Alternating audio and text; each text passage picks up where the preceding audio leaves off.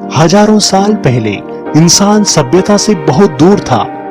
वह सिर्फ एक जीव था जो जंगल में जीने की कोशिश कर रहा था।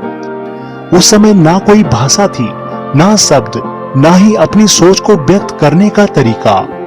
हर दिन चुनौतीपूर्ण था, भूख, डर और शिकार। जीवन था केवल संघर्ष। लेकिन इंसान अलग था, क्योंकि वह सिर्फ जीना नहीं चाहता था, वह समझना और समझाना चाहता था। शुरुआत हुई इशारों से, हाथ की हरकतें, चेहरे के हाव भाव, आंखों के संकेत। लेकिन जैसे जैसे समूह बड़ा हुआ, इशारे कम पड़ने लगे। तब इंसान ने अपनी आवाज का सहारा लिया। पहले तो कच्ची आवाजें, फिर धीरे धीरे अर्थपूर्ण शब्द, खतरे की चेतावनी, शिकार का संकेत, भावनाओं की अभिव्यक्ति। यही वह पल था जब आवाजें भाषा में बदल गई। इंसान ने बोलना इसीलिए शुरू किया क्योंकि उसे जिंदा रहना था। भाषा उसकी सबसे बड़ी जरूरत बन गई। यहीं से मानव इतिहास का पहला बड़ा बदलाव शुरू हुआ। शब्दों ने सोच को जन्म दिया और सोच ने सभ्यता को। लेकिन सवाल अभी भी बाकी है, अगर इंसान ने बोलना शुरू किया तो शब्द बने कैसे? आवाजें अचानक भाषा नहीं बन गई, इसके पीछे था हजारों सालों का अनुभव।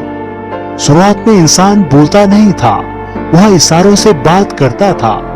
हाथ उठाना मतलब खतरा, उंगली से दिखाना मतलब शिकार, चेहरे का डर मतलब चेतावनी। यही थी उसकी पहली भाषा। लेकिन जैसे जैसे समूह बड़े होते गए, जंगल से मैदानों तक फैलते गए, इशारे अपर्याप्त होने लगे। हर भावना हर इशारे से नहीं समझाई जा सकती थी। तब इंसान ने अपनी आवाज को इशारों से जोड़ा। पहली छोटी आवाजें, अर्थहीन, अधूरी, फिर वही आवाजें बार बार दोहराई गई और धीरे धीरे उनमें अर्थ जुड़ गया। एक ही आवाज खतरे का संकेत बन गई, दूसरी आवाज शिकार का संकेत। यहीं से आवाजें पहचान बनने लगी। आवाज में भाव आए और भाव से शब्द बने। यही था वह मोड़ जहां इशारे पीछे छूटने लगे और भाषा आगे बढ़ने लगी। लेकिन भाषा यही नहीं रुकी।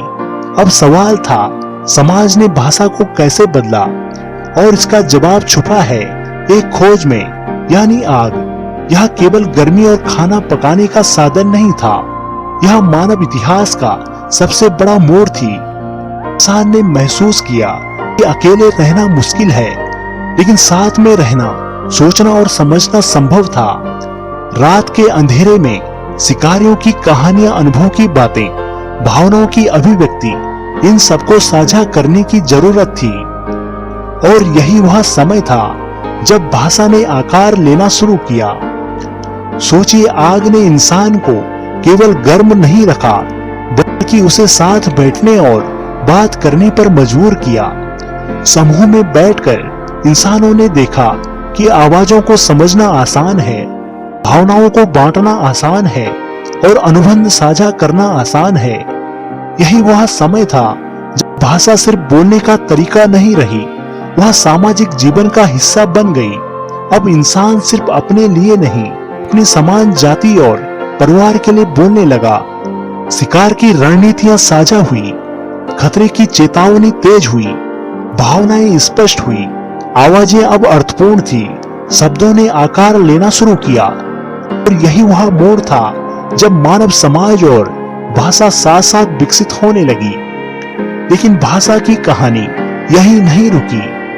अब अगला सवाल यह है, होमो इरेक्टस और होमो सेपियंस ने इनमें क्या भूमिका निभाई?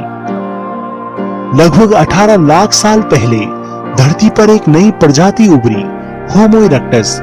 यह इंसान सीधा चल सकता था, आंख का उपयोग जानता था और उसके मस्तिष्क का आकार पहले से बड़ा था। वैज्ञानिक मानते हैं कि होमो इरेक्टस शायद सबसे पहले अर्थपूर्ण ध्वनियां निकालने लगा था।